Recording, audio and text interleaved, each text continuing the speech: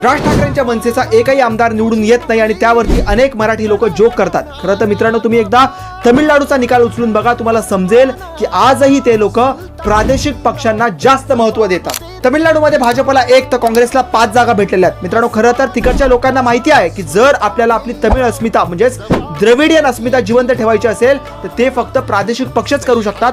कुठलाही राष्ट्रीय पक्ष, मग तो भाजप असो किंवा काँग्रेस, हे करू शकत नाहीत। मित्रांनो, तुम्हाला माहित असेल की हिंदी सक्तीचा मुद्दा ज्यावेळेस आला त्यावेळेस भाजप आणि काँग्रेस हे आक्रमकपणे त्यावरती बोलताना दिसून आले नाहीत। पण दुसरीकडे तुम्ही दोन्ही शिवसेना घ्या किंवा मनसे घ्या, यांनी आंदोलन उभी केली, यांनी अनेक वेळेस या गोष्टीला विरोध केला।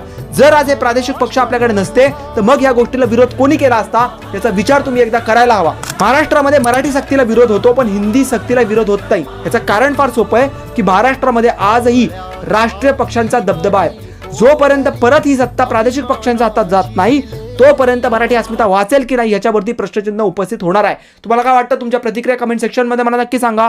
भेटू पुन्हा एकदा नवीन व्हिडिओच्या माध्यमातून। तोपर्यंत जय हिंद, जय महाराष्ट्र।